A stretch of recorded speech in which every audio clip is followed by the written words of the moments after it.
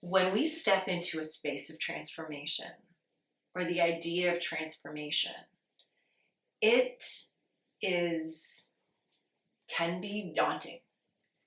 It is huge. It's uncomfortable. It feels unsafe. It feels like a boat floating out from the shore and not knowing where it's going. Transformation is often gird from something deep inside of you, and you may sit there and go, I don't know what it is. I don't know why. I don't know what is going on. I don't know why I'm taking this step. I don't know why I'm even here. And yet, there's this energy that is pushing you away from the shore and out into the unknown. In 2008, I remember I used to explain that there is something in my palm. There's something here. I don't know what it is. I don't know what it means, other than there's something that I need to do, be, shift.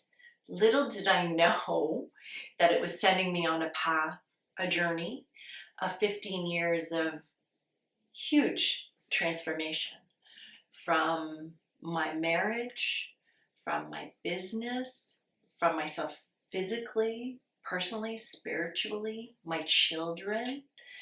We all evolved. But going back to transformation, in which my wish would have been that back then, if I had had something to root me, it might have helped me find some clarity. And this is what I have discovered. Stepping into transformation, you can make these movements forward. You can float off, but come back, but you need some pieces to anchor you. And as you anchor, you root in and you discover little bits of you, pieces of you, the real, the true you, what I call her.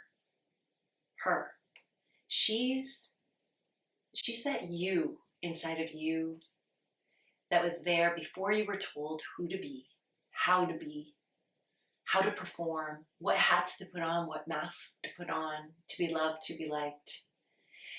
Going back to her and moving forward for her. My most favorite question to ask at all times when I come to a pivot, to a fork in the road, is, am I betraying myself? Am I betraying her if I go right? Am I betraying her if I go left? And this is a huge piece of transformation, because you start answering to yourself. You start answering to her. She is the one helping you, who knows what you desire, you dream, and she's your cheerleader. One of the really amazing women that I have come across as I've gone down this journey of going backwards and discovering trailblazers that have been here well before my time, who have shifted our world for women, for humans, for just simply doing better. One of the most amazing women I've come across, and I'm so sad that I never got to meet her. She passed in 2014, I do believe. Her name is Angelie Arrien. She's an anthropologist. She's an author. She was a speaker. She was a trailblazer. She was just absolutely amazing woman. And she talked a lot about mythology and archetypes. And these pieces are inside of all of us. This again is another piece that connects all of us together. And we have different pieces of archetypes that rise at different moments in our lives. We have the light side and then the shadow side of every archetype. And our goal in life, part of our transformation, part of becoming the best that we can be, is taking the light and the shadow and bringing them home to her, because they're pieces of us.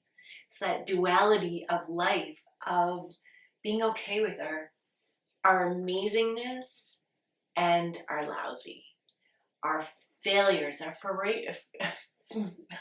our huge, massive failures, can we look at them and say,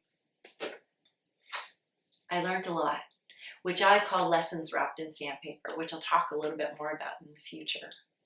But what I'd like to offer you right now are Angelie Arrien's had 4 tools, let's say, that will allow you to move forward while rooting yourself within yourself. The first one is, she says, to show up. Show up, stay present, show up for her, show up for where you are, who you are in that moment, for you, nobody else. Second is to pay attention. And particularly, she says to pay attention to what has heart and meaning within you. What moves you? Other pieces of pay attention that I particularly like to look at are pay attention to how your body's responding to that human in front of you, to what's being said, to your environment. What is she trying to tell you?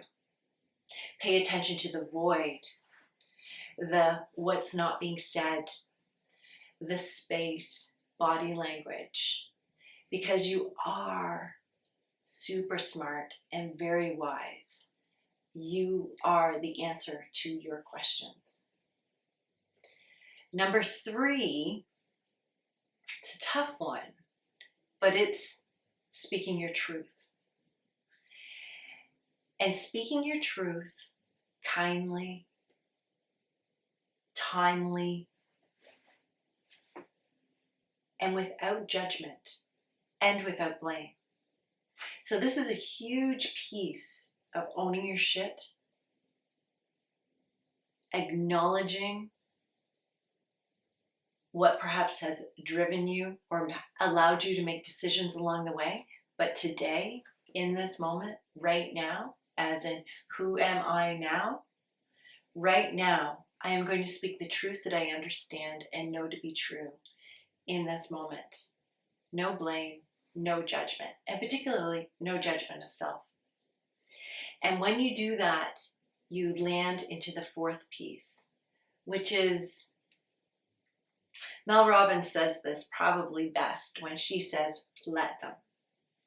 But more importantly, I think a way of looking at this is to detach. You've spoken your truth. You've spoken it from the root of yourself, from her. And now you let the chips fall where they fall.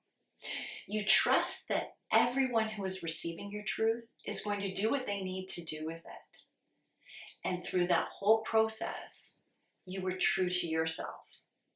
You were honest. And you're slowly, every time you go through that process, you're rooting a little bit more into who you are, to who she is, and you're getting clearer. And I really believe this is a big, big piece of discovering who we are, who am I now.